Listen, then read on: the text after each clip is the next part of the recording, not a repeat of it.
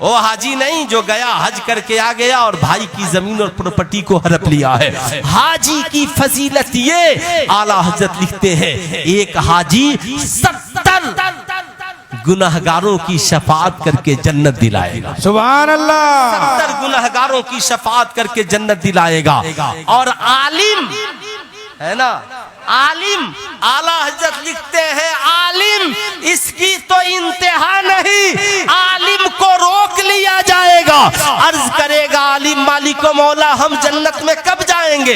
कहा तुझे अभी जन्नत में जाने की जरूरत नहीं है, तू यहीं पर खड़ा रह और लोगों की शफाअत करता रह, लोगों को हुक्म होगा। इस आलिम को पहचानते हो, इस आलिम से तुम्हारी कोई निस्बत है? आला हजरत लिखते हैं अगर उसके शागिर्द आसमान के सितारों के बराबर भी है तो भी अल्लाह ताला उसकी बख्शिश से उसे जन्नत दे देगा, उसकी शफाअत से उसे जन्नत अता फरमा देगा। अब याद रखे आलिम दीन खड़ा होगा, कोई आकर कहेगा हुजूर पहचाना मैंने आपको वजू के लिए पानी दिया था, कोई आकर कहेगा हुजूर पहचाना मैंने आपको नमाज के लिए जानेमाज दिया था, कोई कहेगा हुजूर आपने मुझे पहचाना मैंने आपको एक अमामा दिया था, कोई कहेगा हुजूर आपने मुझे पहचाना आपके मकान बनाने के लिए मैंने ईंटें दी थी। अल्लाह अल्लाह जितनी आलिम की खिदमत की थी सब बरोज़े महशर आबाद हो जाएंगे। इसलिए मैं कहूंगा याद रखें साहिबों, इनसे इसलिए मोहब्बत करो कि ये हमारे दुनिया के भी इमाम है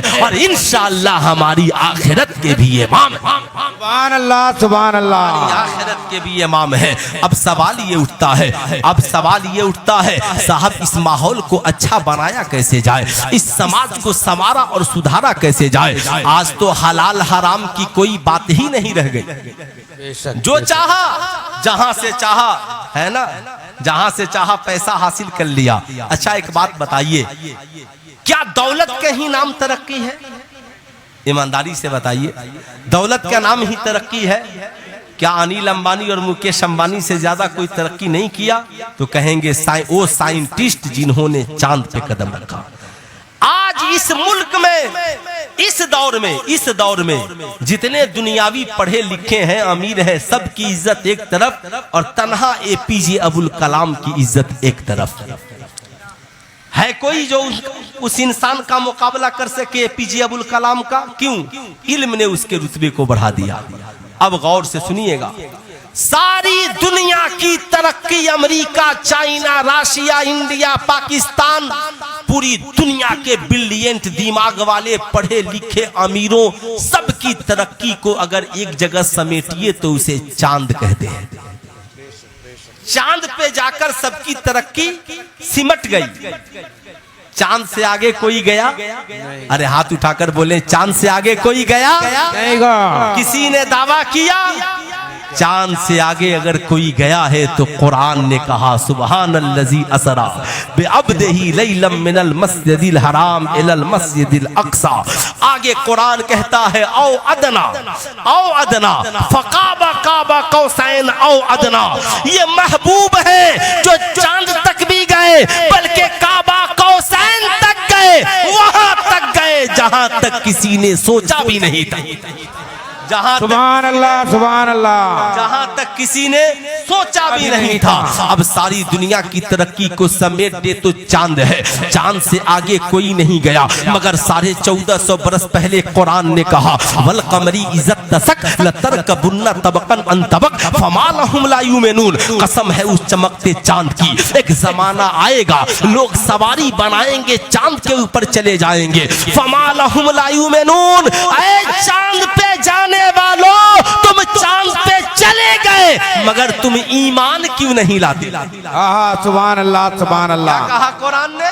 चांद पे जाके ईमान क्यों नहीं लाते हो? इसीलिए अमेरिका के बड़े बड़े साइंटिस्ट मुसलमान हो रहे हैं साहब, बड़े बड़े पढ़े लिखे मुसलमान हो रहे हैं। लोगों में घबराहट और बेचैनी है। लेकिन मैं आपसे कहना चाहूंगा ये कुरान का मुतालबा है। तभी तो सुनीता विलियम से पूछा गया तुमने चांद पे अजूबा क्या देखा? सुनीता विलियम ने कहा तब तक जितने साइंटिस्ट चांद पर गए सबने अपने नाम की निशानियां चांद पे छोड़ी हैं, मगर सबसे अजूबा ये है कि एक ऐसा इंसान भी जमीन पर गुजरा है जिसने चांद पे कदम नहीं रखा, मगर उसके उंगलियों की निशानी आज भी चांद के सीने में मौजूद है। सुभान अल्लाह। इंसान कौन है? कहा वो इंसान कोई और नहीं है, वो मुसलमानों के पैगंबर मोहम्मदुर रसूलुल्लाह है। जिन मोहम्मदुर रसूलुल्लाह है, जब कुफारे मक्का ने उनसे कहा आप पैगंबर है तो चांद के 2 टुकड़े करके दिखाइए, इशारा किया चांद 2 टुकड़े हो गए, इशारा किया अली के लिए डूबा हुआ सूरज पलट आया। इसलिए सुल्तान रजा कहना चाहेगा सारी दुनिया की तरक्की चांद तक खत्म होती है, मगर ऐ चांद तू बता तेरी तरक्की क्या है? चांद कहता है सारी दुनिया की तरक्की ये है वो मुझ तक पहुंच जाए, और मेरी तरक्की ये है मैं उंगलिये मुस्तफा तक पहुंच जाऊं। सुभान अल्लाह। अभी तो मेरे इमाम ने कहा सूरज उल्टे पांव पलटे, चांद इशारे से हो चाक, अंधे नजदी देख ले कुदरत रसूलुल्लाह। सुभान अल्लाह। सुभान अल्लाह। कलकत्ता के एक शायर ने एक शेर लिखा था हजरत, है ना, एक शेर लिखा था, इजाजत है पढ़ दूं? अरे हाथ उठाकर बोले पढ़ दूं। हाफिज कासिम साहब की फरमाइश है, संजर कलकत्वी का एक शेर है कि चांद पे पहुंच कर तुम्हें सुभान क्यों अल्लाह। गुरूर करते हो, आहा। चांद पे पहुंच कर तुम्हें क्यों गुरूर करते हो, अरे आमना के बेटे की अर्श तक रसाई है, जिनकी बादशाहत पर मुत्तफिक खुदाई है, जिनकी बादशाहत पर मुत्तफिक खुदाई है। देखो उनके बिस्तर को सिर्फ एक चटाई है, जिनकी बादशाहत पर मुत्तफिक खुदाई है। सुभान अल्लाह। सुभान अल्लाह। इन बुजुर्गों के हवाले से है ना कि उनके लाए मज़हब पर उंगलियां उठाते हो, उनके लाए मज़हब पर उंगलियां उठाते हो, अरे जिनके लाए मज़हब ने बेटियां बचाई है, जिनकी बादशाहत पर सुभान अल्लाह खुदाई है, जिनकी बादशाहत पर मुत्तफिक खुदाई है। सुभान अल्लाह। सुभान अल्लाह अकबर या रसूल अल्लाह।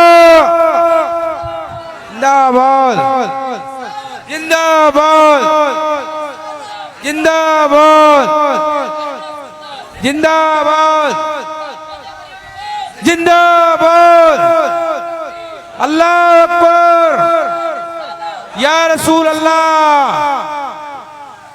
सुभान अल्लाह। सुभान चांद पे पहुंच कर तुम्हें क्यों गुरूर करते हो, चांद पे पहुंच कर तुम्हें क्यों गुरूर करते हो, अरे आमिना के बेटे की अर्श तक रसाई है, जिनकी बादशाहत पर मुत्तफिक खुदाई है, अरे देखो उनके बिस्तर को सिर्फ एक चटाई है, जिनकी बादशाहत पर मुत्तफिक खुदाई है।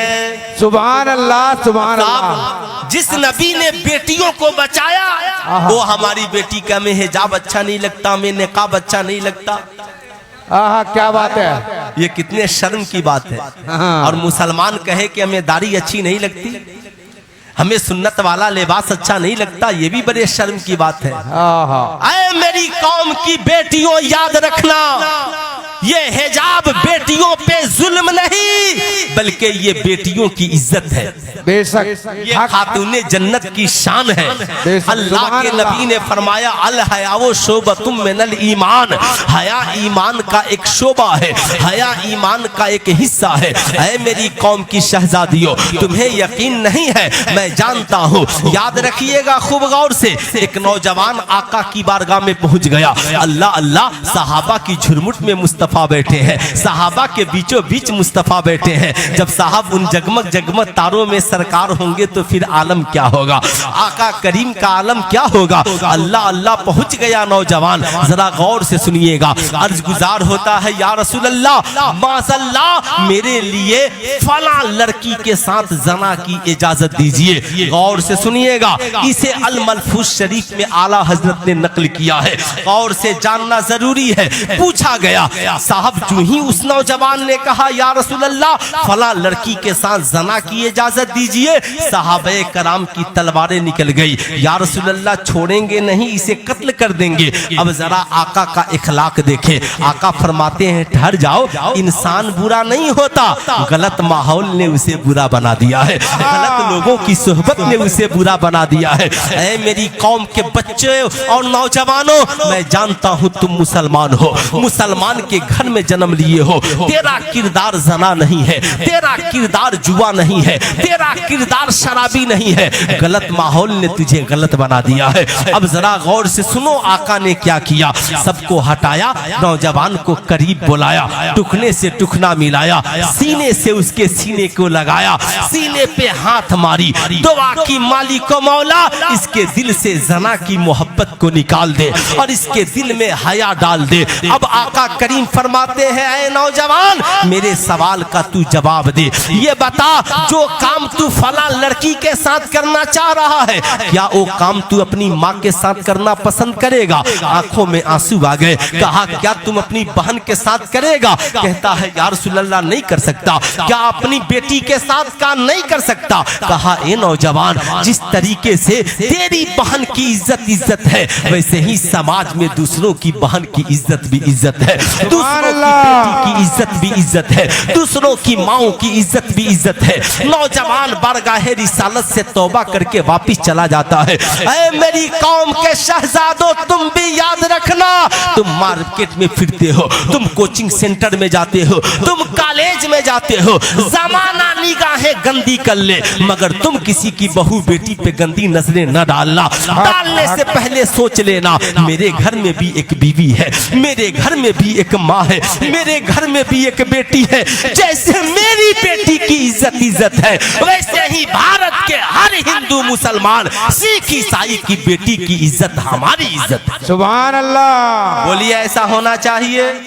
हाथ उठाकर बोले ऐसा होना चाहिए, होना चाहिए, जरूर होना चाहिए। इसलिए रबीउल अव्वल शरीफ का जब जुलूस निकालिए ना, तो सिर्फ नारा ही मत लगाइए, छोटी छोटी तख्तियों पर लिखिए इस्लाम में बलात्कार हराम है, अपनी बेटी की तरह दूसरे की बेटी को बेटी समझो। ये सरकार ने फरमाया 100 तख्तियां इस्लाम का पैगाम लगाकर हिंदी में लिख के बढ़िए, ताकि गैर आपके जुलूस को देखे तो जान जाए जिसके नाम पे ये निकले हैं उसका पैगाम इतना अच्छा है तो इंसान कितना अच्छा होगा। सुभान अल्लाह। इंसान कितना अच्छा होगा तो इंसान कितना अच्छा होगा। सुनो मेरी कौम की शहजादियों, आज बड़ा अफसोस होता है मुझे। हजरत निजामुद्दीन में जाइएगा, 50-100 लड़कियां सर पे दुपट्टा नहीं मजार पे चादर चढ़ाने पहुंच गई है। अजमेर शरीफ जाइएगा, सर पे दुपट्टा नहीं चादर चढ़ाने पहुंच गई है। मुझे अफसोस होता है आपने अपनी बेटियों को आज तक सही से दुपट्टा ओढ़ना नहीं सिखाया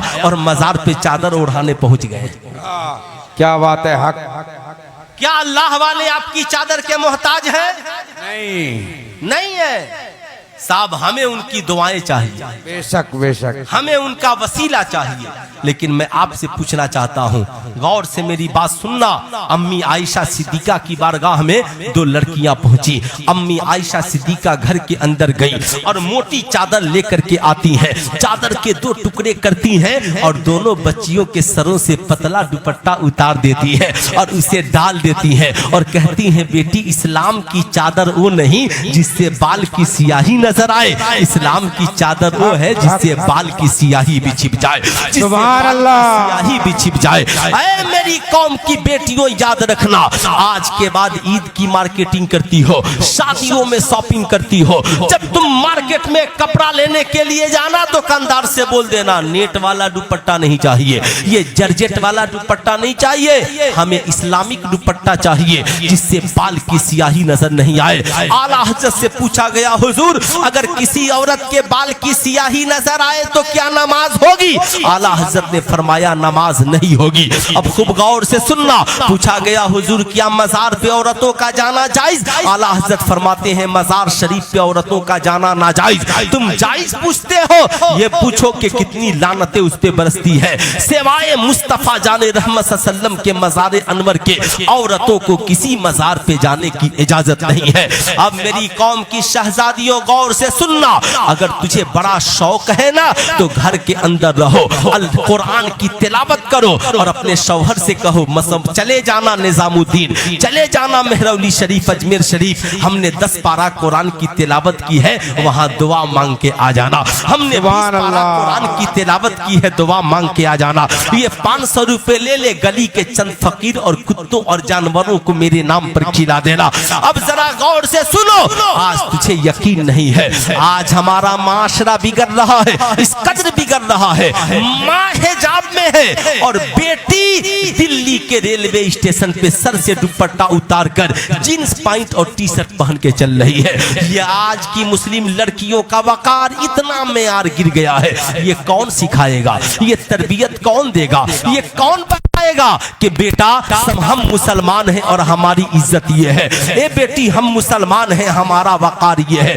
ये कौन समाज में बताएगा? हम अपनी औलाद को बताएंगे, दूसरा कौन बताएगा? इसलिए मेरी कौम की बेटियों याद रखना, आज के बाद यकीन नहीं तो तुम नेट पे सर्च के करके देख लो, दुनिया के तमामी घरों में काबा सबसे मुकद्दस है, काबे शरीफ पे गिलाफ चढ़ा हुआ है।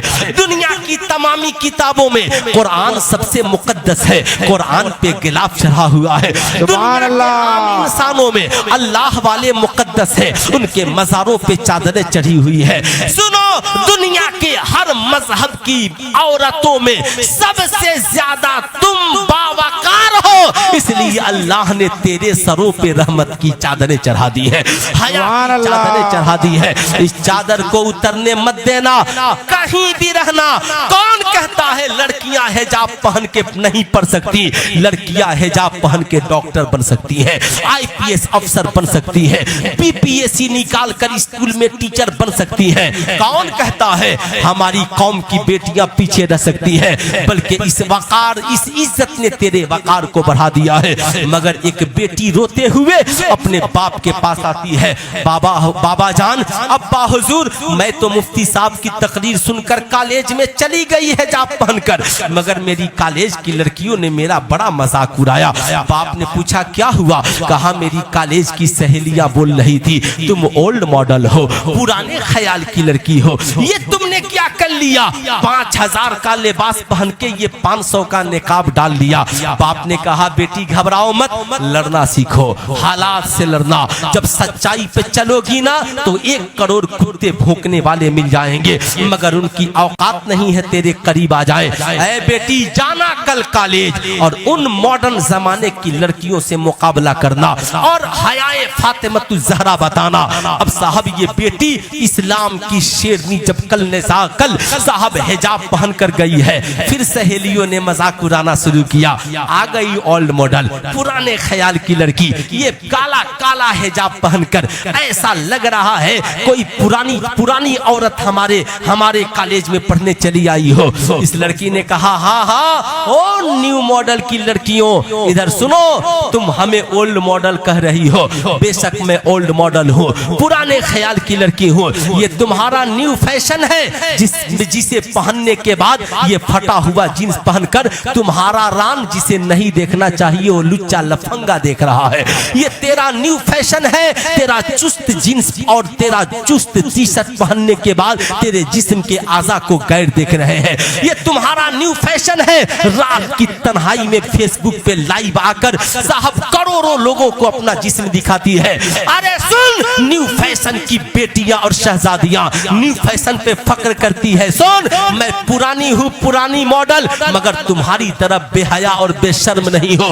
ये जीन्स फाड़ कर और चुस्त जीन्स पहनकर अपना जिस्म रात की तन्हाई में गैरों को दिखाना, ये न्यू फैशन तुझे मुबारक हो। और फटे हुए दुपट्टे में 72 पे बंद लगाकर अपने जुल्फों को ढांप लेना, ये सैयदा खातूने जन्नत की सुन्नत इस्लाम की शहजादियों तुझे मुबारक, सुभान अल्लाह, तुझे मुबारक हो। हम वो हैं कि हमारी हम वो हैं कि हमें सैयदा खातूने जन्नत ने इज्जत की हिफाजत करना सिखाया है। दुपट्टा फट भी जाए तो पेबंद लगाकर सर की बाल को और जुल्फों को छिपाना और इज्जत और आबरू की जिंदगी गुजारना सिखाया।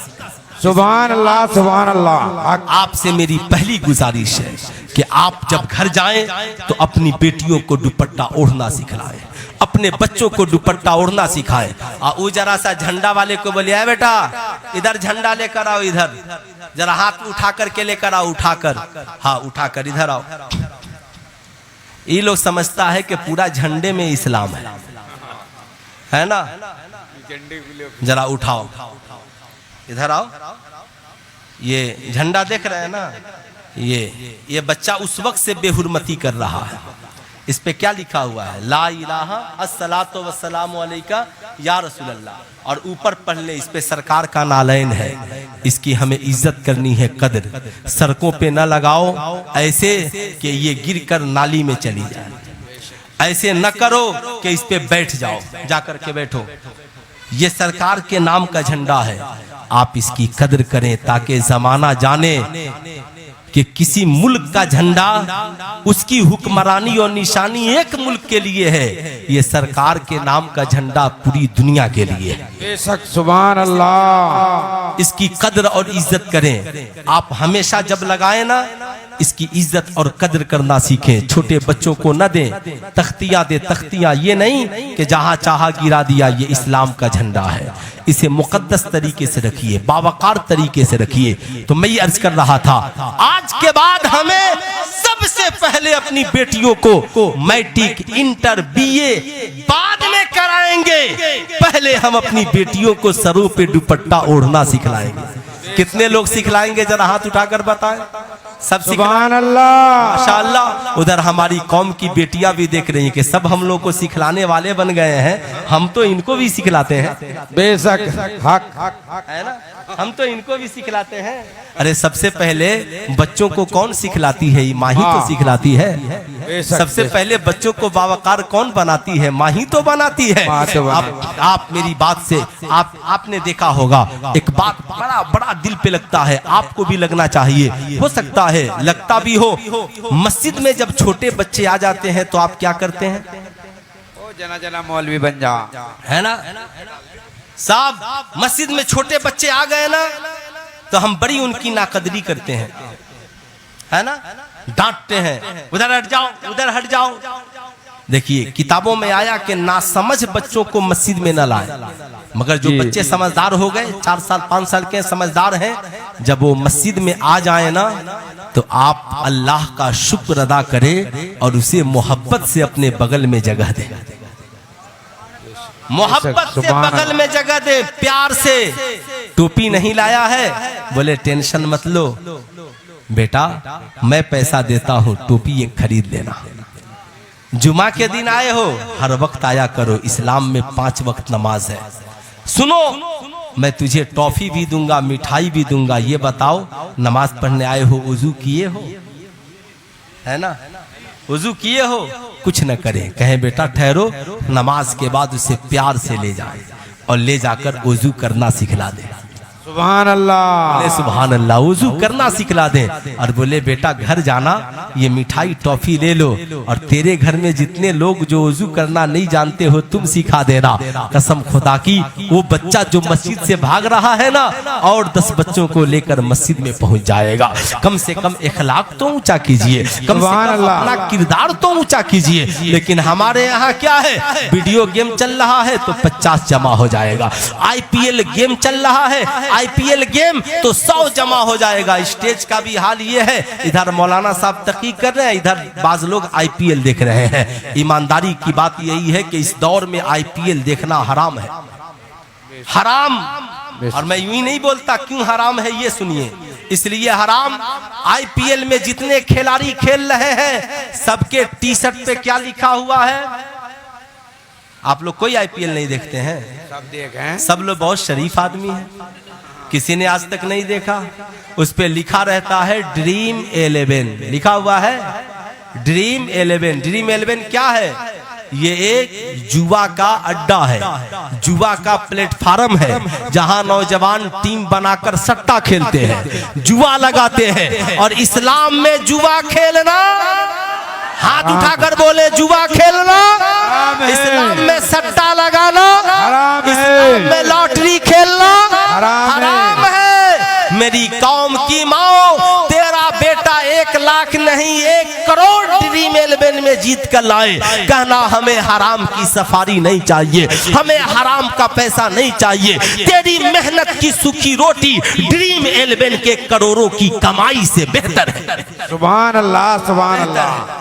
याद रखिएगा क्यों अल्लाह ने कुरान में फरमाया इन्नमल खमर वल मैसर। ऐ महबूब आपसे पूछा जाए शराब और जुआ के बारे में तो बता दीजिए फीहिमा इस्मुन कबीर, इन दोनों में बड़ा गुनाह है। इसलिए याद रखना, उस वक्त सहाबा ने कहा या रसूल अल्लाह हमें जुआ से जो पैसा मिलता है हम उसे गरीबों में तकसीम करते हैं। किसी ने कहा या रसूल अल्लाह माज़ल्लाह हम शराब जो कसीदा करते हैं सिर्फ दवा के लिए शराब बनाते हैं।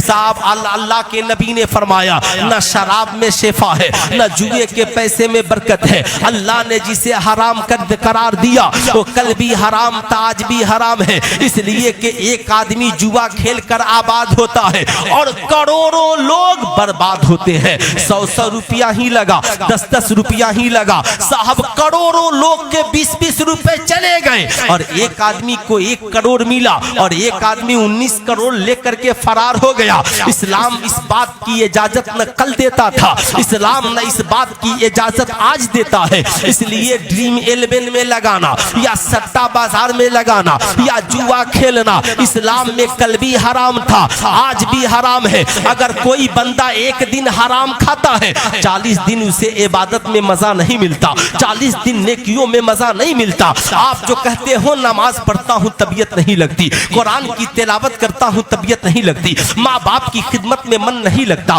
कोई अच्छी बात करता है तो अच्छा नहीं लगता, इसलिए कि आप न जाने कितने हराम खा रहे हो। इसलिए सुल्तान रजा कहना चाहेगा आज के इस जलसे से तौबा करके जाओ। इंसान जब एक दिन हराम खाता है तो 40 दिन उसका असर रहता है और एक दिन हलाल खाता है तो उसका असर भी 40 दिन रहता है। इसलिए मैं आपसे कहूंगा हराम से तौबा करने वाला बनिए, हलाल खाने वाला बनिए ताकि आपको भी आप भी नेक बने और आने वाली आपकी नस्लें भी नेक बने, आने वाली आपकी औलादें भी नेक बने। इसलिए आज के इस जलसे से वादा करके जाएं, कितने नौजवान हैं जो आज के बाद जिंदगी में कभी जुआ नहीं खेलेंगे?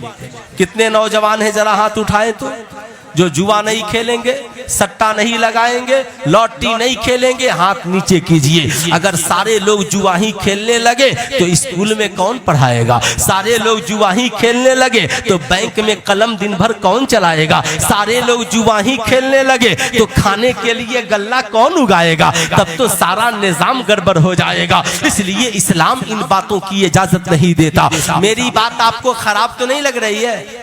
अरे बोलिए नहीं, खराब नहीं ना लग रही है? नहीं। मेरे यहाँ एक लड़का 1 करोड़ जीता, 1 करोड़ है ना।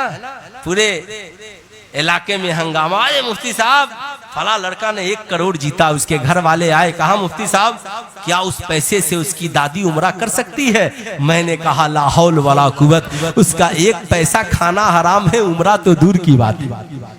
उसका 1 पैसा खाना हराम। बड़ा VIP वलीमा हम लोग खाते हैं, वलीमा खाते हैं ना भाई, खाना भी चाहिए। सबसे अच्छा वलीमा क्या है और सबसे बुरा वलीमा क्या है? आप भी कहेंगे मौलाना वलीमा अच्छा भी और बुरा भी। मैं कहूंगा हाँ, जिस वलीमा में गरीब खाएं वो वलीमा सबसे अच्छा है। अरे बोल दे सुभान अल्लाह। और जिस वलीमा में सिर्फ अमीर खाएं वो सबसे बुरा, वो सबसे। आज हम लोग वलीमा में किसको खिलाते हैं? किसी गरीब को बुलाते हैं, इंसल्टी हो जाएगी। अच्छा, क्या मुसलमानों का दिमाग हो गया, बहू मेरी, बीवी मेरी, इज्जत मेरी, और सजा संवार कर वलीमे के दिन कुर्सी लगाकर बीवी को लाके बैठा दिया। बोलिए गलत बोल रहे हैं तो? सच है। और फिर क्या कहता, आई लव माई वाइफ, मैं अपनी बीवी से बेपनाह प्यार करता हूं। बीवी कहती है बड़ा जालिम और कमीना आदमी है। तो मेरी डोली भी नहीं उठी थी कि मेरे बाप को कंगाल बना दिया, और आज बोल रहा आई लव माई वाइफ, है ना। देखिए छोटे छोटे बच्चे हैं, बहुत हंस रहे हैं। तुम लोग शादी करेगा तो जहेज मत लेगा, है ना। माशाअल्लाह माशाअल्लाह, बड़ा नेक लोग हैं। सुनिए, बड़ा VIP वलीमा। एक मुरीद अपने पीर साहब से बोला, हुजूर दावत खाने की इजाजत दीजिए, है ना। दावत खाने की, कहा ठीक है। अच्छा, दावत खाने में बहुत मजा आता है और बारात में खाने में और ज्यादा मजा आता है ना। हम लोग अभी अभी इधर मौलवी साहब निकाह भी पढ़ाने के लिए खड़े हुए, उधर सारे लोग खाने के टेबल पे पहुंच गए। क्या आपके तरफ भी होता है? इधर मौलवी साहब अभी निकाह भी नहीं पढ़ाए, 10 आदमी निकाह में और 500 आदमी खाने के टेबल पर। मैं 3 बारात में शरीक हुआ और सब जगह से बगैर खाना खाए वापिस आया, और बहुत डांटा मैं। ऐसे जैसे आप कुत्ता को गोश्त फेंक दीजिएगा ना तो सारे आपस में लड़ जाएंगे, हम पहले खाएंगे, हम पहले खाएंगे। अभी बेचारा खाने वाला बैठा है कि पीछे से जाके, हाँ खैरियत से हैं, ठीक से है, अच्छा से और खाइए। वो बेचारा क्या खाएगा? देख रहा है कि एक आदमी सर पे चढ़ा हुआ है ना, एक आदमी सर पे चढ़ा हुआ। लड़की वाले को इतनी फुर्सत भी नहीं देते कि बेचारा जितना बनाया है वो सही से लाके खिला दे, इतनी फुर्सत भी नहीं देते। इस्लाम इस बात की इजाजत नहीं देता कि हम किसी को जबरदस्ती कर्ज में डुबा दे। अच्छा साहब, घर 2 पीस खाता होगा, बारात में जाएगा तो 10 पीस खाएगा, उससे कम नहीं, बिल्कुल नहीं। तो मैं कहूंगा नहीं, बचिए, लड़की वाले की इज्जत और कद्र कीजिए। आप बाराती की हैसियत से गए हैं ना, तो खाना तो कहीं भी खाना है यार, देख लो, कोई टेंशन मत लीजिए।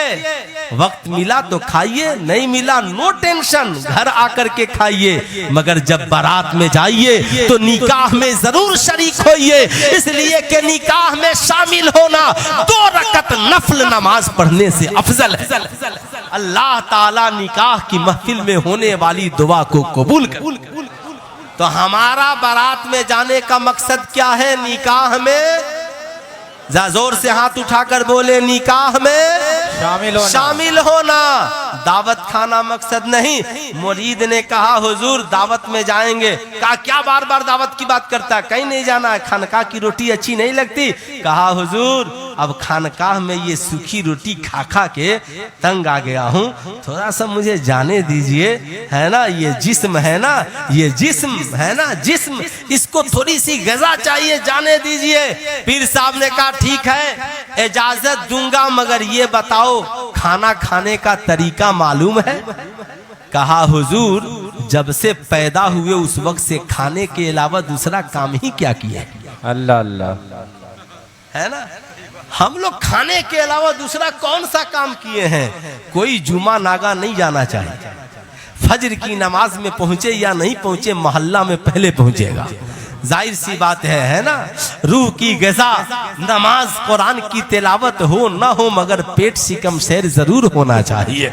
मैं आपसे कहना चाहूंगा, याद रखें, सुभान अल्लाह। मेरी कौम के शाहजादों का, हुजूर खाने के अलावा दूसरा काम क्या किए हैं? कहा अच्छा तो ठीक है, बताओ खाना खाने का तरीका क्या है?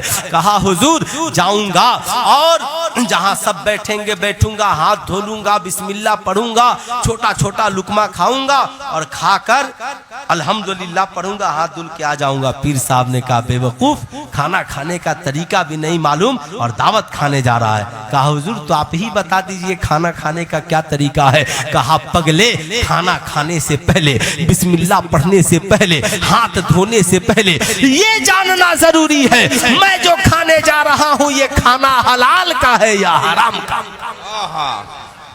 ये खाना हलाल का है या हराम का है? इसलिए दावते वलीमा खाने वालों सावधान हो जाओ, होशियार हो जाओ। वलीमा खाने से पहले एक बार लड़के वाले से पूछ लो, ये जो वलीमा खिला रहे हैं कहीं जहेज के मांगे हुए पैसे का वलीमा तो नहीं खिला रहे हैं? और कहाँ? इस्लाम में जैसे शराब पीना हराम, सूद का पैसा खाना हराम, जुए का पैसा खाना हराम, लॉटरी का पैसा खाना हराम, वैसे ही इस्लाम में मांगे हुए जहेज के पैसे का वलीमा खाना हराम। हाथ उठाकर बोले वलीमा। सिर्फ वलीमा नहीं, जहेज के मांगे हुए पैसे का वलीमा खाना। एक दिन आप पूछ कर देख लीजिए, जहेज मांगना बंद हो जाए। क्या बात है, बहुत काम की बात। लेकिन आप पूछते कहाँ है? आप पुलिस वालों का हाल ये है, बुरा नहीं लगे, जब किसी की बेटी मर जाएगी तब जाके जहेज वाला केस लिखेगा। शादिये में पहुंच जाए, बता सही सही क्या दिया है, क्या मांगा है? मांगा तो जेल, देखिए है ना। लेकिन आप भी बाईपास काम चला लीजिएगा, है ना। सुनिए खूब गौर से, इस्लाम में जहेज मांगना कल भी हराम था और आज भी हराम है, आज भी हराम है, हराम है। और शादी में कपड़ा मांगना, अब जब शादी हो लड़की वाला पूछे कोई लेन देन, कहिए डिमांड कोई नहीं है और मना कुछ भी नहीं है। मना कुछ भी नहीं है। आसान तरीका समझ रहे हैं ना? समझ रहे हैं ना? मौलाना हूं ना मैं। एक साहब बहुत परेशान थे, आज जरा सा जगह दीजिए पीछे, है ना। माशाल्लाह, हाँ माशाल्लाह। अस्सलाम वालेकुम प्रधान जी, खैरियत से हैं? है ना। अस्सलाम वालेकुम प्रधान जी, खैरियत से हैं? माशाल्लाह माशाल्लाह। क्या कीजिएगा, ये वक्त ही सोने का है। मैं भी अगर आपकी जगह होता तो सो गया होता, है ना। मैं भी, इसमें कोई बात नहीं है। दाग हुए के मीर हुए सभी एक, जानते हैं ना, कहा एक शेर सज्जाद निजामी साहब का याद आता है, जो उनकी याद में आंसू बहाने वाले हैं, है ना। माशाल्लाह साहब हज के लिए तशरीफ ले जा रहे हैं कि जो उनकी याद में आंसू बहाने वाले हैं, जो उनकी याद में आंसू बहाने वाले हैं, जो उनकी याद में आंसू बहाने वाले हैं, उन्हें हुजूर मदीना बुलाने वाले हैं, उन्हें ना बुलाने वाले हैं। सुभान अल्लाह, सुभान अल्लाह। मोहम्मद अदब से बैठो यहाँ, आशिकान मोहम्मद अदब से बैठो यहाँ, वो कुछ ही देर में तशरीफ लाने वाले हैं। या रसूल अल्लाह, जिंदाबाद, जिंदाबाद, जिंदाबाद, जिंदाबाद। अल्लाह, आला हजरत, आला हजरत, आला हजरत, आला हजरत, ताज सरिया, ताज सरिया, ताज सरिया, ताज सरिया। अल्लाह अकबर, या रसूल अल्लाह। सुनिए, जानना बहुत जरूरी है ना? बेशक। क्यों जानना बहुत जरूरी है? अब साहब, एक साहब की शादी हुई नई तो बीवी ने कहा कि ये बताइए, सास की खिदमत कुरान में कहाँ लिखा है? इतना जो दबाव बना रहे हैं, सास की खिदमत कुरान में कहाँ लिखा है? लड़का ने कहा घबराओ मत, मेरा भी मुफ्ती साहब से राब्ता है। रात को 11:30 बजे फोन किया, हजरत मसला फंस गया है। मेरा बड़ा करीबी लड़का था। मैंने कहा खैरियत तो है? कहा हजरत बताने में शर्म आ रही है। मैंने कहा शर्माओ मत, बताओ वरना बाद में पछताओगे। कहा हुजूर, मेरी बीवी पूछ रही है कि सास की खिदमत कुरान में कहाँ लिखा है। मैंने कहा बीवी से कहो कि कुरान सिर्फ लेकर आई हो या पढ़ती भी हो। क्या बात है। कुरान सिर्फ लेकर आई हो। कुछ बेटियां कुरान पढ़ते हुए आती हैं, और कुछ बेटियां जब मैका में थी तो भी कुरान को अगरबत्ती दिखाती थी, और ससुराल में आई तो भी अगरबत्ती दिखाती हैं, है ना? अगरबत्ती जलाकर वो सोचती है शायद अगरबत्ती दिखा लिए, यही कुरान की तिलावत हो गई। मैंने कहा कहो बीवी से, जहां माँ की खिदमत कुरान में लिखा है, वहीं सास की खिदमत भी कुरान में लिखा। सुभान अल्लाह, सुभान अल्लाह। मैंने कहा मैं आयत पढ़कर सुनाता हूँ, कितने लोग सुनना चाहते हैं? सुभान अल्लाह, है ना? लड़का लोग तो जरूर सुन लीजिए, बहू लोग को टेंशन हो जाएगा। हाँ, टेंशन तो उन्हीं को है, लेकिन उनको टेंशन में जीने की जरूरत नहीं है। सास भी माँ के बराबर होती है। सुभान अल्लाह, सुभान अल्लाह। हक हक बराबर होती है ना? अल्लाह कुरान में फरमाता है वबिल वालिदैन इहसाना वज़िल कुर्बा वल यतामा वल मसाकीन। माँ बाप के साथ एहसान करो और कुराबतदारों के साथ एहसान करो। ये कुराबतदार कौन है? यही कुराबतदार तुम्हारा शौहर कुराबतदार है, तुम्हारा ससुर कुराबतदार है, तुम्हारी सास कुराबतदार है, तेरे रिश्तेदार कुराबतदार है। इस्लाम ने सिर्फ खिदमत का हुक्म ही नहीं दिया, बल्कि इस्लाम ने एहसान का हुक्म दिया है। एक है बदला और एक है एहसान। बदला ये है मैंने आपको खिलाया, आपने मुझे खिलाया, मैंने आपको पिलाया, आपने मुझे पिलाया। मगर एहसान ये है मैंने आपसे रिश्ता तोड़ लिया, आपने मुझसे रिश्ता जोड़ लिया। ये एहसान है। कुरान सास ससुर के साथ बदले का हुक्म नहीं, बल्कि एहसान का हुक्म दे। सुभान अल्लाह, सुभान अल्लाह। हक हक। समझ गए? समझ गए ना आप लोग? कल जाइएगा तो बीवी को भी समझा दीजिएगा, है ना? है तावीज भी हाजी साहब वाली उसी वक्त काम करेगी जब उसे समझा दीजिएगा, है ना? जाहिर सी बात है, तावीज में शेफा भी है, रहमत भी है। कुरान ने कहा होवा शेफाउन व रहमतुन लिल मोमिनीन। ये कुरान ईमान वालों के लिए शेफा भी है और रहमत भी। बेशक, सुभान अल्लाह, सुभान अल्लाह। बीवी बड़ी चालाक थी। उसने शौहर से कहा सुनो, किताब में लिखा है कि बीवी अगर अलग घर का मुतालबा करे तो शौहर की जिम्मेदारी अलग घर दे दे, अलग घर खाने पीने का इंतजाम कर दे। बोला ठीक है, कोई बात नहीं है, मैं इंतजाम करूंगा। आप पढ़ी लिखी हैं तो आपकी बात तो माननी ही पड़ेगी, क्योंकि आजकल बीवियां डिग्री वाली हो गई, मोहब्बत वाली नहीं है। जब सिर्फ डिग्री वाली आएगी तो आते ही कहेगी 1 गिलास गिव मी वाटर। अब लड़का की हिम्मत नहीं है बोल दे नो। बीवी कहेगा हाँ हाँ टेंशन मत लीजिए, कितना पानी चाहिए? कहेगी 2 बोतल पानी लाओ, एक अपने लिए एक मेरे लिए। तेरा मैं नहीं पी सकता, मेरा तू नहीं पी सकता जी। कहा सेल्फी साथ ले सकते हैं? हाँ हाँ सेल्फी वेल्फी सब लो, मगर पानी तुम मेरा मत पीना, मैं तेरा नहीं, इसलिए कि उससे कोरोना फैलता। क्या बात है। इतनी नफरत इसलिए कि उसने डिग्रियां हासिल की, कभी मोहब्बत की किताब पढ़ी ही नहीं। मगर आइए मैं मोहब्बत की किताब आपको पढ़ा देता हूँ।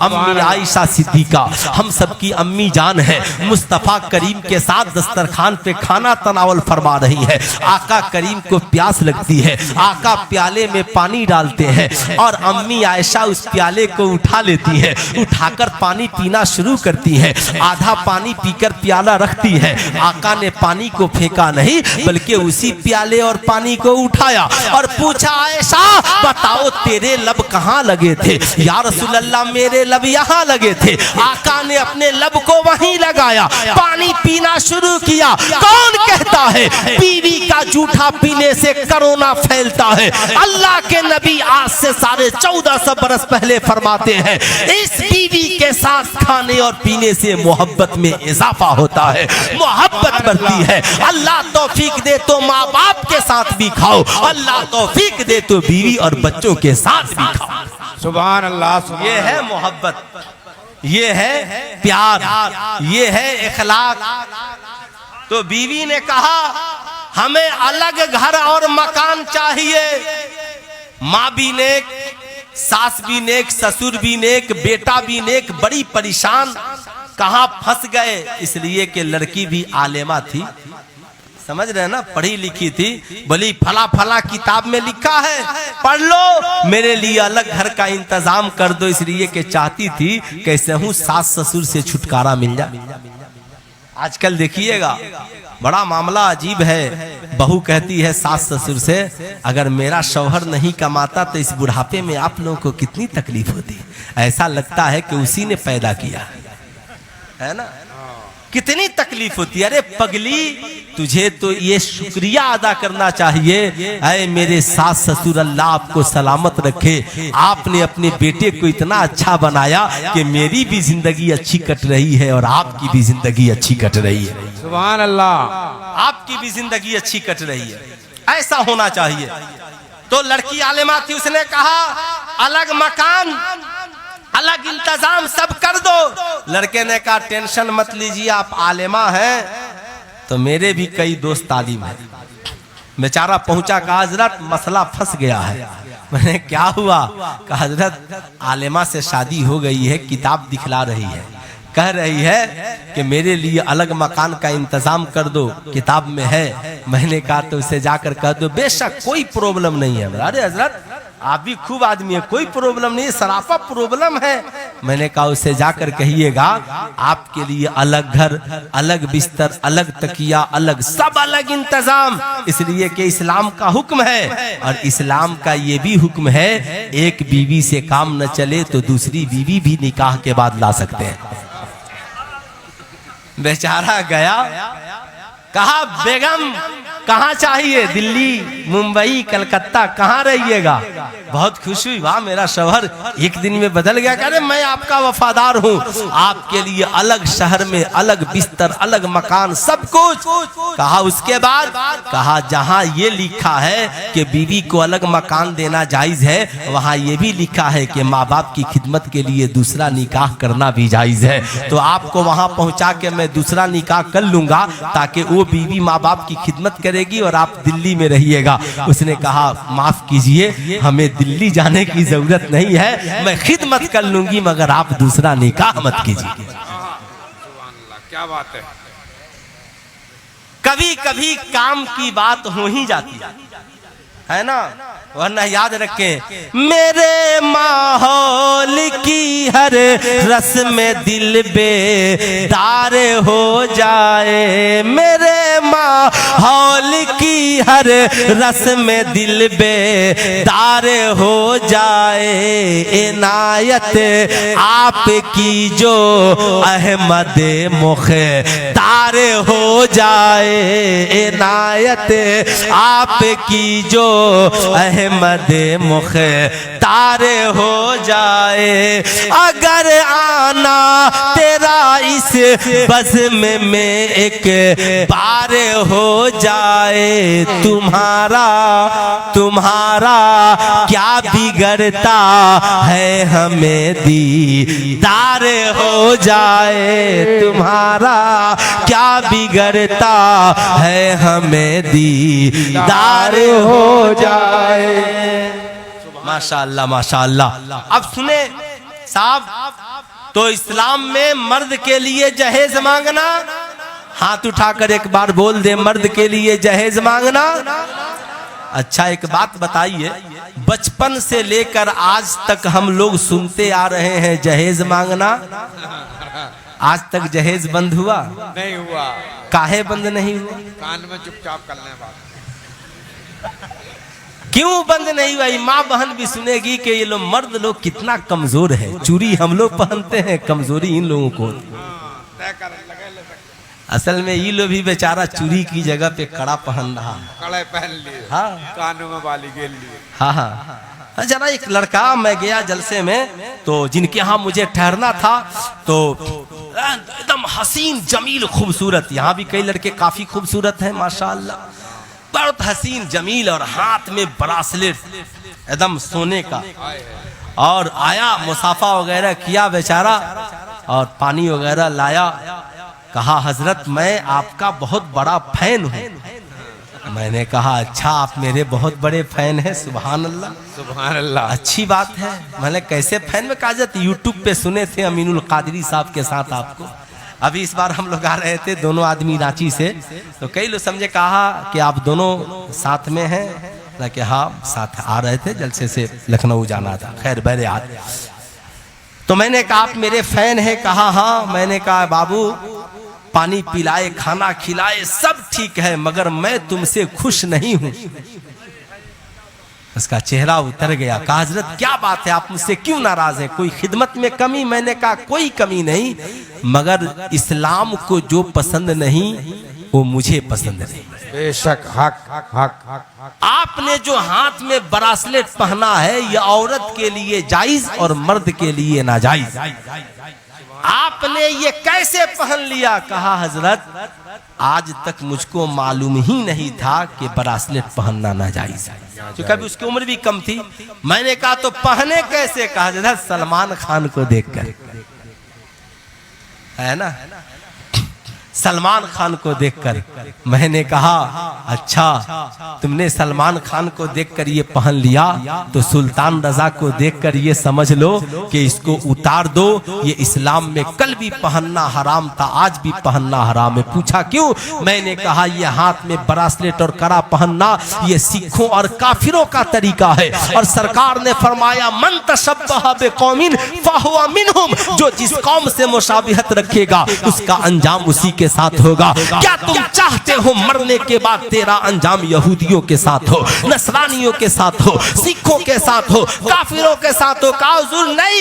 इसलिए मैं हर माँ बाप से कहूंगा आपका बच्चा अगर हाथ में कड़ा पहनता है, ब्रासलेट पहनता है, तो उसे घड़ी खरीद कर दीजिए, ब्रासलेट उतारिए और कहिए बेटा घड़ी पहनना जायज है और ब्रासलेट पहनना नाजायज।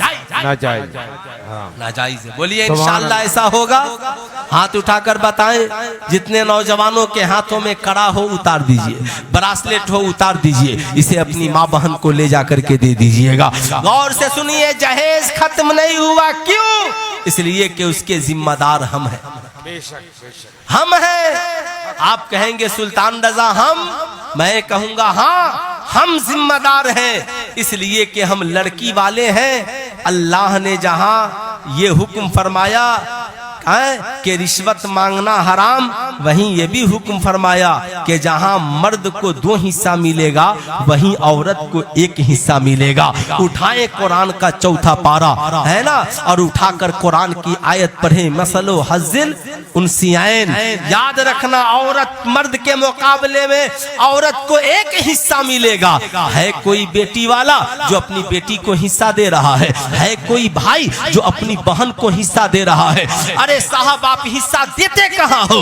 अगर कोई भिखारी लड़का वाला आपसे कहता है हमें जहेज चाहिए, तो आप सीना ठीक ठोक के बोलो ना, मांगने की जरूरत नहीं है। अल्लाह ने कुरान में मेरी बेटी बहन का जो हिस्सा मुकर्रर किया है, मैं हर वक्त अपनी बेटी का हिस्सा देने के लिए तैयार हूं। अल्लाह सुभान अल्लाह। पूरी दुनिया के मुसलमान बेटियों को हिस्सा देने लगे तो जहेज मांगने वालों के मुंह पे ताला लग जाएगा कि नहीं लग जाएगा? जी। अरे बोलिए हाथ उठाकर, ताला लग जाएगा कि नहीं लग जाएगा? मगर यहाँ बाप बूढ़ा हो गया और बेटी को हिस्सा देने में कलेजा फट रहा है। माँ बाप इंतकाल कर गया, बहन को हिस्सा देने में कलेजा फट रहा है। अगर बहन मांग दे तो तुम्हारी बीवी कहती है अच्छा बहुत हिस्सा मांगने वाली, आज के बाद उसको घर आने से मना कर देना, जैसा लगता है इसके बाप का घर है। मैं कहूंगा नहीं, वो मेरी बहन कल भी थी, वो मेरी बहन आज भी है, उससे प्यार करो, उससे नफरत न करो। हमें जुलूस याद है मगर जुलूस वाले मुस्तफा के किरदार को हम भूल गए। हमें मिलाद याद है मगर मिलाद वाले मुस्तफा की सीरत को भूल गए। मैं कहूंगा मिलाद शरीफ भी मनाइए, मिलाद वाले मुस्तफा को भी मनाइए। सिर्फ मिलाद शरीफ मनाइएगा तो जिंदगी में इनकलाब नहीं आएगा। मिलाद शरीफ मनाने वाला भी बनिए और मिलाद वाले मुस्तफा को मनाने वाला भी बनिए। सुभान अल्लाह, सुभान अल्लाह। मनाने वाला भी बनिए। आका ने कितना प्यार किया, कितनी मोहब्बत की। अब जरा गौर से सुनिएगा। साहब आका करीम सल्लल्लाहु अलैहि वसल्लम सहाबा की झुरमुट में बैठे हैं, उनकी रजाई बहन हजरत सीमा आ जाती है। अल्लाह के नबी सल्लल्लाहु अलैहि वसल्लम ने पहचान लिया, कहा ए मेरी बहन, आप चाहो तो पूरी जिंदगी मेरे साथ रहो, या चाहो तो मेरी सारी दौलत लेकर अपने घर चली जाओ। है ना, सुनेगा और से। हजरत सीमा मचल गई, बोली मेरे भाई, मेरे घर पे बच्चे भी हैं, शौहर भी हैं, मेरा कबीला है, मुझे जाने की इजाजत दीजिए। आका ने कई ऊंटों को माल से भर दिया, सुभान अल्लाह, और कहा खादिमों से के जाओ और मेरी बहन को पहुंचाओ। हजरत सीमा जब अपने कबीले में पहुंची तो उनकी कबीले की औरतें देखकर हैरान हो गई। सीमा, तुम रातों रात अमीर कैसे बन गई? रातों रात अमीर कैसे बन गई? तो हजरत सीमा ने कहा ये सारा माल मुझे मेरे भाई ने दिया। उन औरतों ने कहा ए सीमा, क्या तेरे भाई को गरीबी की फिक्र नहीं है? हजरत सीमा मुस्कुराई, कहा मेरे भाई का नाम मोहम्मदुर रसूलुल्लाह है। सुबह को माल आए तो शाम तक बांट देते हैं, रात को माल आए तो सुबह की सूरज निकलने से पहले बांट देते हैं। वो कभी गरीबी की फिक्र नहीं करते। कहा क्या अगर हम भी तुम्हारे भाई को भाई बना ले तो हमें भी नवाजेंगे? हजरत सीमा ने कहा हाँ, जो भी उनके पास जाता है उसे नवाजते हैं। आका करीम का ये इखलाक देखकर हजरत सीमा के कबीले की सारे मर्द और औरत आए, आका करीम की बारगाह में आए। आने के बाद उन्होंने इस्लाम कबूल किया। कहा आका जब आप इतने अच्छे हैं तो आपका खुदा कितना अच्छा होगा। मेरी कौम के शहजादों, बाप के इंतकाल के बाद, माँ के इंतकाल के बाद भाई बहनों को छोड़ना मत, भाइयों से नफरत की दीवारें मत खड़ी करना, बहनों से नफरत की दीवारें मत खड़ी करना। बहनें दिल का सुकून होती है, बहनें दिल का करार होती है, बेटियां दिलों की चैन होती है। अपनी बहन से कहना मेरी बहन, अब्बा दुनिया में नहीं रहे, अम्मा दुनिया में नहीं रही, हम चाहते हैं तेरा हिस्सा तुझको दे दे, तुम्हारा मन तुम्हारी मर्जी। बहन, हर बहन चाहती है मेरा भाई खुश रहे। वो कहेगी अरे भैया मेरे पास किस चीज की कमी है, आप इसे रख लो। अब आपके लिए उस मकान में रहना जायज, उसके हिस्से की जमीन बोना जायज। मगर आपने पूछा नहीं और उसके हिस्से की जमीन बो रहे हैं।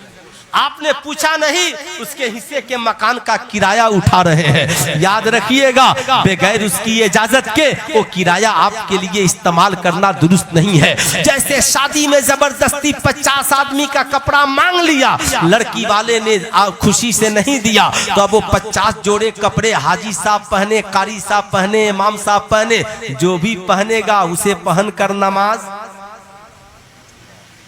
नहीं होगी, इसलिए कि वो रिश्वत वाला कपड़ा है। इसलिए इमाम साहब लोग भी सावधान हो जाइए।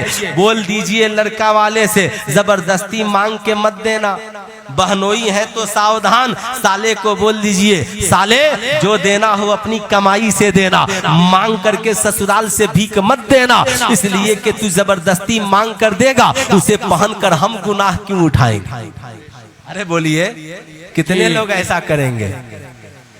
हाँ, आप नहीं कीजिएगा। माशाअल्लाह माशाअल्लाह। सारे लोग होशियार हो जाइए, तब तो जहेज के खिलाफ तहरीक चलेगी। जहेज के खिलाफ आवाज उठाइए। मैं आपसे कहना चाहूंगा, बहन से कहिए मेरी बहन, कल तक अम्मा थी तू समझती थी तेरा घर है, अब्बा थे समझती थी तेरा घर है। ए मेरी बहन, अब्बा अम्मा नहीं रहे तो क्या हुआ, आज भी ये तेरा घर है। कल तक अब्बा तेरी मदद को पहुंचते थे, अब तेरा भाई तेरी मदद को पहुंचेगा। माना मेरे पास अब्बा की तरह दौलत नहीं है, मगर अल्लाह ने जितना मुझे नवाजा है, मैं उतनी ही दौलत लेकर हर लम्हा तेरी खिदमत के लिए तैयार हूं। सुभान अल्लाह सुभान अल्लाह। यहाँ हाल क्या है, बाप का इंतकाल भाई से अलग, बाप का इंतकाल बहन से अलग।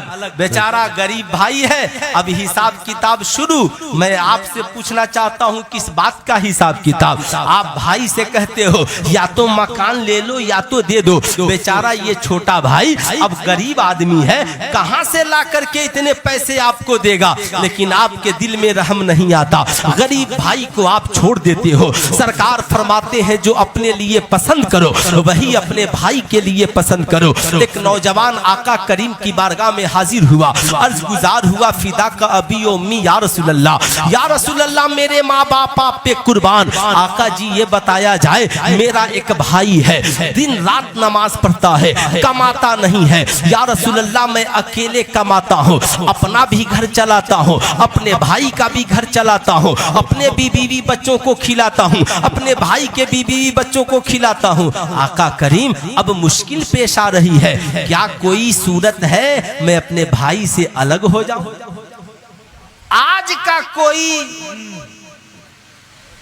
टोपी छाप मौलाना होता, मैं टोपी छाप इसलिए बोल रहा हूं कि बहुत लोग आलिम नहीं हैं और बहुत लंबी टोपी लगा के घूमते हैं। अब लोग उनसे मसला पूछ लिए तो शर्म के मारे ये नहीं कहते कि हमें नहीं आराम, किसी से पूछ लेंगे, हजरत से पूछ लेंगे, फला से नहीं। गलत सलत टोपी छाप होते तो कहते हाँ हाँ ठीक है उसे अलग कर दो, और क्या घर में कोई बिना झिझक बोल देते अलग कर दो। मगर सरकार की बारगाह है, आका फरमाते हैं ऐ नौजवान आज के बाद जिम्मेदारी और बढ़ गई।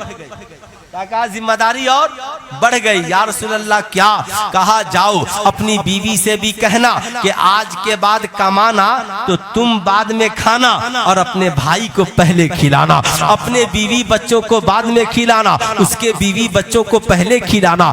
क्या पता अल्लाह किसकी वजह से तुझे रिस्क दे रहा है। नौजवान घर गया, बीवी ने कहा आका ने क्या कहा है, क्या मोहब्बत थी, आका ने क्या कहा है। शौहर ने कहा नबी ने इरशाद फरमाया है आज के बाद खुद बाद में खाना और भाई के बीवी बच्चों को पहले खिलाना। उसने कहा बेशक ऐसा ही करेंगे। आका ठहरे नहीं, आका ने उनके भाई को भी बुलावा भेज दिया। बुलाने के बाद कहा नौजवान मैंने सुना है आप सिर्फ नमाज पढ़ते हैं कमाते नहीं है। शर्मिंदा हो गए। आका ने फरमाया क्या अल्लाह ने कुरान में नहीं फरमाया इज़ा क़ुज़ियतिस सलात फंतशिरू फिल अर्द, जब तुम नमाज पढ़ लो तो जमीन पर इसके हलाल के लिए फैल जाओ। आज के बाद नमाज पढ़ने के बाद मस्जिद में नजर न आना बल्कि रिज़्क़े हलाल कमाने के लिए निकल जाना, ताकि तेरे बीवी बच्चे किसी के मोहताज ना हो, तेरा भाई किसी का मोहताज ना हो। ऐ मेरी कौम के नौजवानों आज के जलसे से पैगाम लेकर के जाओ, अल्लाह तुझे जितना रिज़्क़ दे उसी में 2 रोटी खाना, आधी भाई को खिलाना। याद रखना भाई को अलग न करना। भाई कमा कर अलग हो जाए कहना ठीक है अलग हो जाओ, मगर जिंदगी में जब मुसीबत आ जाए तो फिर भाई के पास आ जाना, भाई के पास आ जाना। और नौजवान हो तो कमा कर भाइयों के हाथ को बढ़ाओ। याद रखना बाप का घर याद है, बाप की प्रॉपर्टी याद है और बाप की औलाद को भूल गए हो। अल्लाह के नबी फरमाते हैं जो अपने लिए पसंद करो वही अपने भाई के लिए पसंद करो। बोलिए ऐसा होना चाहिए, ऐसा होना चाहिए। इंशाअल्लाह अपने घर में भी ये मोहब्बत का चिराग जलाइए। एक दो बात और सुनिए फिर गुफ्तगू खत्म, इसलिए कि सुबह के 2:30 बजने वाले हैं। शायद आपने घड़ी को मुलाहिजा नहीं किया है, इसलिए एक बार मुलाहिजा कर लीजिए। मुलाहिजा करना भी बहुत जरूरी है, जानना भी बहुत जरूरी है। मैंने जितनी बातें बताई हैं ये सब इसलिए बताई हैं, यही दीन है, यही दीन की तालीम है। मैं तो कहूंगा महतमीम साहब से, कारी साहब से कि जैसे आपने इतना बड़ा इदारा बनाया है, ऐसे ही इस कौम के बच्चों को डॉक्टर, इंजीनियर, प्रोफेसर की पढ़ाई आसान हो, इनके लिए कॉलेज और यूनिवर्सिटी भी बनाइए। इसलिए बनाइए कि यह हमारी कौम का क्या होगा, इस कौम का क्या होगा। इस कौम के साहब नैया के खेमनहार आप हैं। अल्लाह ने आपको चुन लिया है और आप लोगों से गुजारिश है, यकीन वाले कहां से चले कहां पहुंचे, जो अहले शक हैं अगर में मगर में रहते हैं। अगर मगर छोड़िए, कुरान ने कहा तावनु अलल बिर्रि वत तकवा, भलाई और नेकी के काम में लोगों की मदद करो। ला तावनु अलल इस्मे वल उद्वान, गलत काम और मासियत में किसी की मदद मत करो। अगर लोगों की बुराई तलाशिएगा ना तो दिन रात 1 करोड़ बुराई ही नजर आएगी, और अच्छाई तलाशिएगा तो अच्छाई ही नजर आएगी। सुभान अल्लाह। इबलीस भी कभी कभी नमाज पढ़ता है, मालूम है आप लोगों को? मालूम है? नहीं मालूम है ना? अल मलफूज शरीफ उठाइए आला हजरत का और उठाकर पढ़िए। एक परी थी है ना, जो आका की बारगाह में हाजिरी दिया करती थी और उसने इस्लाम कबूल किया था। तो बहुत दिनों बाद हाजिर हुई। अच्छा, मैं भी पहले परी वगैरह को नहीं मानता था, मैं सोचता था ये सब किस्सा कहानी है, मगर जब अल मलफूज शरीफ पढ़ रहा था तब मेरा दिमाग हटका यार। तो बहुत दिनों के बाद वो हाजिरी दी। आका ने पूछा कि इतने दिन कहाँ चली गई थी? उसने कहा हुजूर हिंद में मेरे कुछ रिश्तेदार थे, मैं उनके यहाँ चली गई थी। खूब याद रखेंगे, तो हम लोगों से पहले की वो मखलूक है। हिंद में कुछ रिश्तेदार थे, वहां चली गई थी, मगर हुजूर मैंने एक अजीब बात देखी। कहा क्या देखी? कहा हुजूर जा रही थी तो रास्ते में एक पहाड़ था और पहाड़ के ऊपर इबलीस नमाज पढ़ रहा था। मैंने कहा तब? कहा मैं रुक गई और मैंने इबलीस से कहा, ओ इबलीस तू तो लोगों को नमाज से बहकाता है और खुद नमाज पढ़ रहा है, खुद नमाज पढ़ रहा है। तो इबलीस ने जवाब दिया है, परी मैं इस उम्मीद के साथ नमाज पढ़ रहा हूं कि शायद खुदा अब भी मुझे माफ करे। इबलीस आज भी उम्मीद लगाया है। हम कैसे मुसलमान हैं, आजान होती है मस्जिदों को नहीं जाते हैं, फज्र की नमाज में सोए रहते हैं, असर मगरिब और इशा में सोए रहते हैं। आप ईमानदारी से बताओ, एक दिन बेटा बेटी अगर स्कूल कॉलेज न जाए तो प्रधान जी डंडा लेकर पड़ जाएंगे, पढ़ने जा, नहीं तो डंडे से खैरियत नहीं है, तेरी जिंदगी बर्बाद हो जाएगी। मैं कहूंगा अल्लाह ने कुरान में फरमाया, या अय्युहल्लज़ीना आमनू कू अनफुसकुम व अहलीकुम नारा, ऐ ईमान वालों अपने आप को और अपने घर वालों को जहन्नम की आग से बचाओ। याद रखना, बीवी बच्चों को सुबह को फज्र की अजान हो तो जगाओ, कहो सुन कॉलेज नहीं जाएगा तो दुनिया बर्बाद हो जाएगी, और मस्जिद नहीं जाएगा तो तेरी आखिरत बर्बाद हो जाएगी। कॉलेज स्कूल नहीं जाएगा तो बाप नाराज हो जाएगा, और रब के हुजूर नहीं जाएगा तो खुदा नाराज हो जाएगा। बेशक। ईमानदारी से बताइए, नमाज होनी चाहिए कि नहीं होनी चाहिए? हाथ उठाकर बोलिए, होनी चाहिए कि नहीं होनी चाहिए? बच्चों को नमाजी बनाइएगा कि नहीं बनाइएगा? मैट्रिक कराने से पहले, इंटर कराने से पहले, बेटी को ससुराल भेजने से पहले, बेटे की शादी से पहले सबको खुद भी नमाजी बन जाइए, उन्हें भी नमाजी बना दीजिए। अरे यार, हम उस हुसैन के मानने वाले हैं जिन्होंने करबला में 72 की शहादत के बाद भी पेशानी को जमीन पे रख के सजदा किया। सुभान अल्लाह, सुभान अल्लाह। के मानने वाले। आखिरी बात सुने, आज मार्केट में एक बुराई आम है, मालूम है वो बुराई क्या है? नौजवान समझता है जो मैं कमाता हूँ ये सब मेरा है। बेशक। बोलिए जी।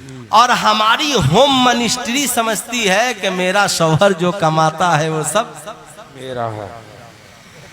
अगर हमारा इंतकाल हो जाए तो नहीं लगता है कि मेरी बीवी मेरी माँ को मेरे मकान में रहने दे।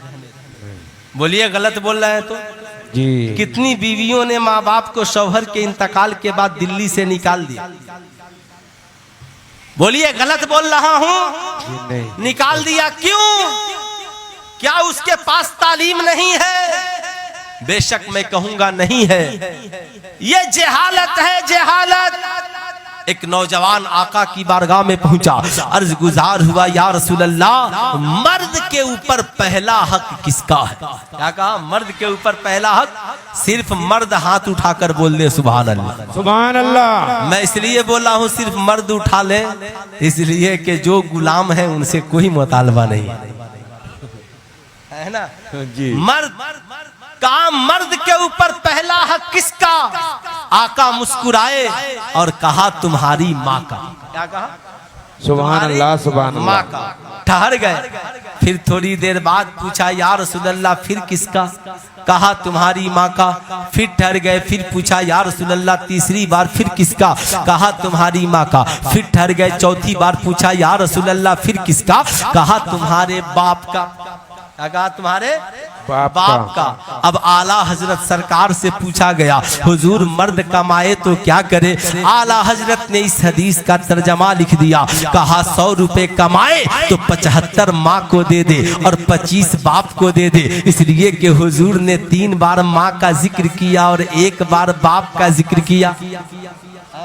अब आगे बढ़िए, फिर पूछा गया आला हजरत सरकार से, हुजूर ये तो बताइए कि बाप का रुतबा बड़ा है या माँ का रुतबा? आला हजरत मुस्कुराते हैं, फरमाते हैं मोहब्बत माँ से ज्यादा करो और अदब बाप का ज्यादा करो, इसलिए कि बाप तेरा भी हाकिम है और तुम्हारी माँ का भी हाकिम है।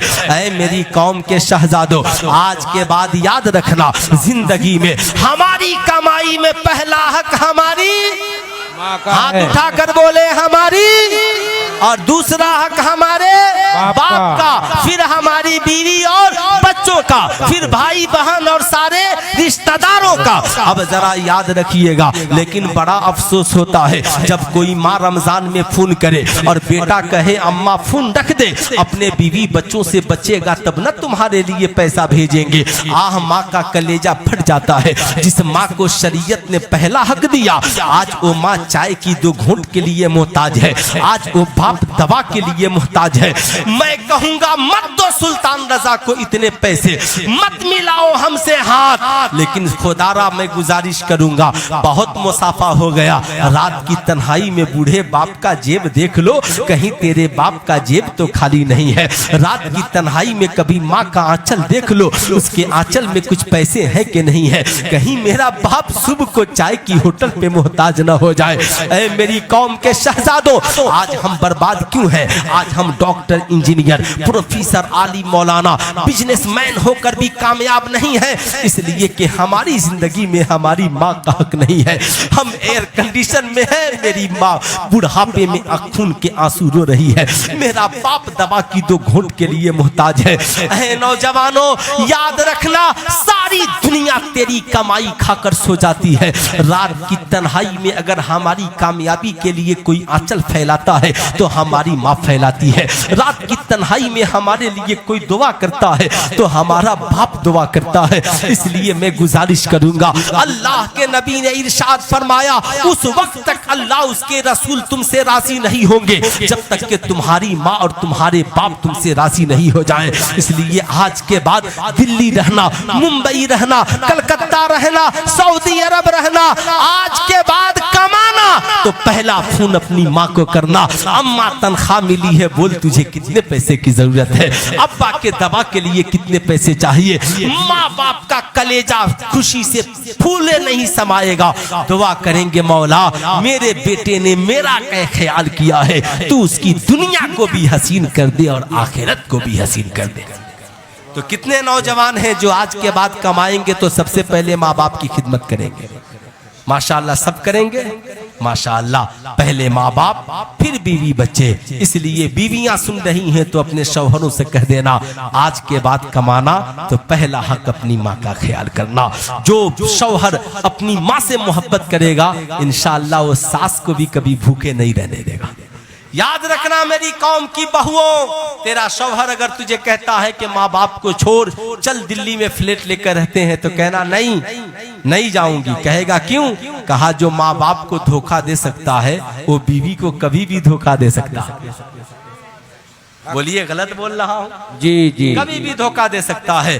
इसलिए मैं आपसे कहूंगा इसाले सवाब सिर्फ यही नहीं है कि माँ बाप के नाम पे इलाके को खाना खिला दें। इसाले सवाब ये भी है कि पैसा मुख्तसर इसाले सवाब में खर्च कीजिए।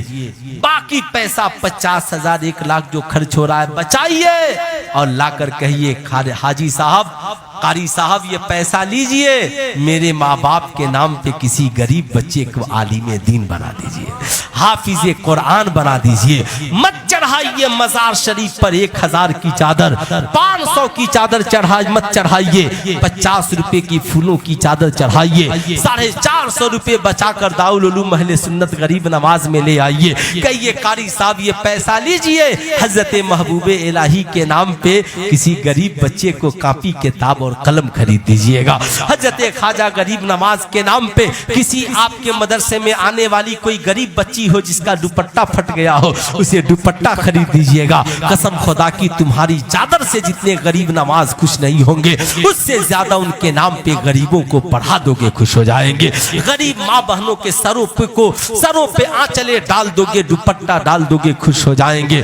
आपस में इखलाक को बढ़ावा दीजिए, आपस में मोहब्बत को बढ़ावा दीजिए। याद रखिए मैट्रिक, इंटर, BA, MA ये तालीम जिस्म है और इस्लाम की तालीम रूह है। जिस्म और रूह एकजा हो जाए तो इंसानियत पैदा हो जाती है, जिंदगी में बंदगी पैदा हो जाती है। इसलिए याद रखिए जैसे आलिम के लिए इंग्लिश इस दौर में पढ़ना जरूरी है, वैसे ही डॉक्टर इंजीनियर के लिए सीरत मुस्तफा का भी पढ़ना जरूरी है, ताकि पता चले इस्लाम में क्या हलाल है और क्या हराम है, बहन का हक क्या है, माँ बाप का हक क्या है। जिस दिन हमने इन इदारों को ऊंचाई बख्शी, इंशाअल्लाह हम खुद ब खुद ऊंचा हो जाएंगे। इसलिए आपसे गुजारिश है आप भी कमाइए तो ज़कात निकालिए और माँ बहनों से गुजारिश है आप भी निकालिए। अल्लाह इतनी बरकतें देगा कभी फूले नहीं समाएंगे।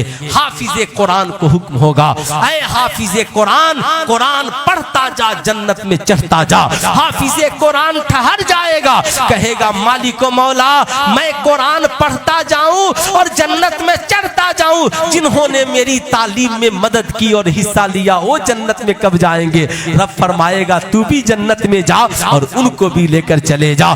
कई अराकीने मदरसा थे जो बेचारे दिन में परेशान थे, कह रहे थे हम अकेले खट रहे हैं। कल कयामत के दिन आप ही सबसे पहले जाकर कहिएगा आलिम साहब, हाफिज साहब पहचानिए गेहूं चावल हम ही आपके लिए लेकर आते थे, इसलिए जन्नत में आप बाद में जाइएगा और मुझे सिफारिश करके पहले भेज दीजिए, पहले भेज दीजिए। इसलिए हमेशा ये मदारिस के बच्चे इनकी कदर कीजिए, अपने बच्चों को दीन से जोड़िए। ये मदरसा है, यहाँ इस्लामी सिस्टम मुकम्मल, हर बच्चा बच्ची हमारी कौम का मदरसे में पढ़े, स्कूल में बाद में जाए, कम से कम nursery LKG UKG Islamic model play school का कयाम जरूर कीजिए। एक तरफ दिन की पढ़ाई हो और साथ में हमारे बच्चे यहाँ से दुनिया दीन सीख कर जब जाएंगे ना तो शराब नहीं पिएंगे, जुआ नहीं खेलेंगे, माँ बाप की कदर करेंगे, दुनिया भी हसीन होगी, आखिरत भी हसीन होगी। आप भी थक गए, मैं भी थक गया और मैं तो कारी साहब से इमसाल कहा कि 30 बार मुझे बुला रहे हैं, कितनी बार सुनेंगे? कोई चेहरा बदल लीजिए, चेहरा बुलाइए, जितने आलिम आए सबकी कदर कीजिए, सबसे सुनिए। इंशाअल्लाह जितने किस्म के फूल आएंगे उतने किस्म की खुशबुओं से आप महजूज होंगे। हमारी जमात का हर आलिम अपनी जगह पे बावकार है। हर शख्स याद रखिए इज्जत के लिए मारा पीटी मत कीजिए, खुदा की बारगाह में दुआ कीजिए मौला हमें इज्जत दे। वह तो इज़्ज़ो मंतशा वह तो ज़िल्लो मंतशा। जिंदगी में दो लोगों से कभी मत लड़िएगा वरना बर्बाद हो जाइएगा, एक माँ बाप से और दूसरा उस्ताद से। दो से कभी जिंदगी में मत लड़िएगा, एक माँ बाप से और दूसरा उस्ताद से, है ना, उस्ताद से। याद रखिएगा खलीफे वक्त हारून रशीद हैं, उन्होंने इमाम केसई से कहा, बहुत बड़े इमाम, कहा हुजूर मेरे शहजादे को घर आकर पढ़ा दें। इमाम केसई ने कहा बादशाह ये इस्लाम की तालीम है, हवेली में नहीं होती। क्या कहा? ये इस्लाम की तालीम है, हवेली में नहीं होती। आज हमारे शहर का हर अमीर चाहता है कि इमाम साहब घर में आके पढ़ा दे। बोलिए गलत बोल रहे हैं? एकदम बुरा मत मानिएगा। कहा नहीं तो उन्होंने कहा बादशाह ने कि ठीक है, तो मेरे बेटे का क्या सबक पहले सुनने का ये भी नहीं होगा, जो पहले आएगा वो पहले सुनेगा। आपने मस्जिद में नहीं देखा, जो पहले आता है वो अगली सफ में बैठता है।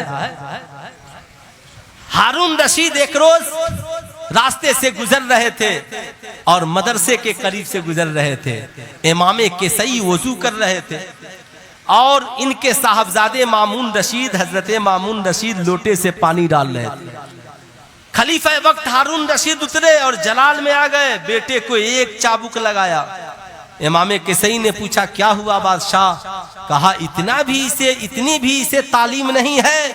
अल्लाह ने 2 हाथ इसे दिए हैं, एक हाथ से पानी गिराओ और एक हाथ से अपने उस्ताद के वजू के आज़ा को मल करके धो, ताकि अल्लाह ताला तेरी दुनिया को भी हसीन बना दे और आखिरत को भी हसीन बना दे। जब दुआ कबूल नहीं होती हो ना तो 2 के पास जाइए। सबसे पहले घर में सब सारी दुनिया सो जाए ना, ये बीवी बहुत कहती है ना नहीं हाजी साहब के पास हम तावीज के लिए जाएंगे मगर बाद में जाएंगे। पहले अम्मा के पास जाइए, अम्मा कल हाजी साहब के पास जाना है, पाँव दबाइए, अम्मा जी रात की तन्हाई है, दुआ कर दीजिए।